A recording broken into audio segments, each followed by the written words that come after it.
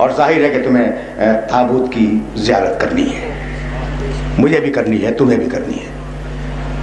اب چند جملے مصائب کے تو عرض کروں گا، لیکن میرا جی چاہتا ہے کہ تمہیں آج ایک بات بتاتا جاؤں۔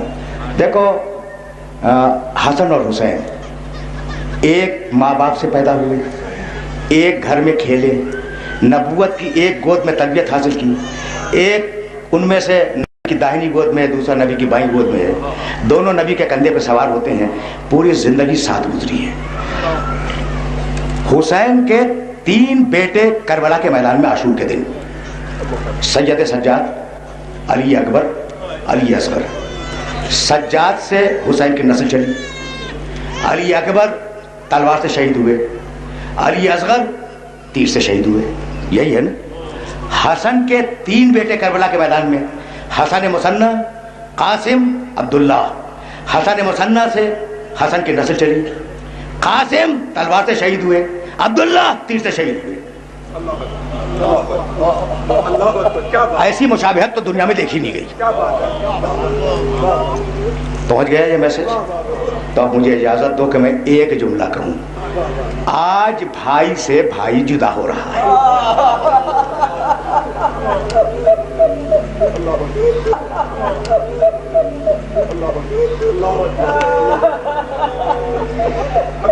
دیکھو تمہاری آوازیں بلند ہو گئی، کیا مظلوم شہزادہ ہے، کیسے اپنے سننے والوں کی خدمت میں یہ عرض کروں۔ میرا دوسرا امام، پہچانو حسن مجتبیٰ کو پہچانو۔ یہ حسن وہ ہے جو اپنے زمانے میں حسین کا بھی امام تھا۔ یہ جملہ پہنچ رہا ہے نا، یہ میسج پہنچ گیا۔ روزے سے تھے، گرم دن تھا، گھر میں آئے، آنے کے بعد مغرب کی نماز ادا کی اور پانی سے افطار کیا۔ اب میرے پاس الفاظ نہیں ہیں، پانی حلق سے اترا اور ایک مرتبہ چیخ کے کہا میری بہن زینب کو بلاؤ، اس لیے کہ پانی پیتے ہی جگر کے ٹکڑے نکلنے لگے۔ بہن آئی اور جگر کے ٹکڑے بہن نے اٹھائے۔ بھئی عجیب مقدر ہے زینب کا، عجیب مقدر ہے زینب کا۔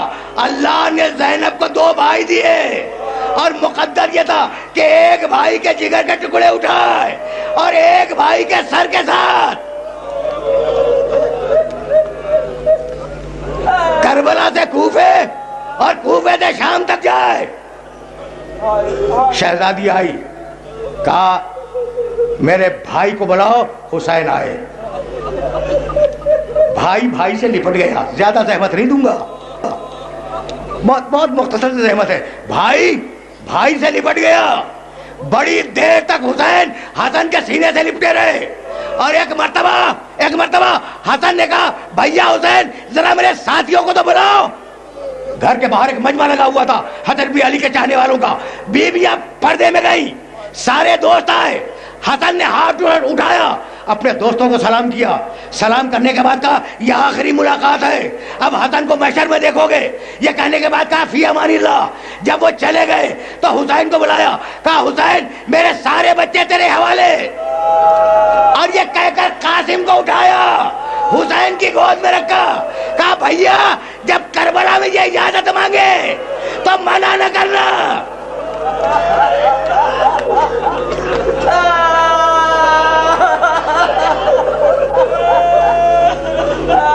اجرکم اللہ۔ بھیا یہ سمجھنا کہ حسن تم سے اجازت مانگ رہا ہے، یہ کہا۔ پھر ام فروا کو بلایا، کہا قاسم کو قریب لاؤ، تکیے کے نیچے سے تعویذ نکالا، اپنے بچے قاسم کے شانے پہ باندھا، کہا ام فروا بچے کی بھی حفاظت کرنا، تعویذ کی بھی حفاظت کرنا، اور بچہ اگر کسی پریشانی میں مبتلا ہو جائے تو کہہ دینا بچے سے کہ اس تعویذ کو کھول کے پڑھ لے، اس میں اس کی پریشانی کا حل ہوگا۔ تم رو چکے، اب اس سے زیادہ زحمت سماعت نہیں دوں گا۔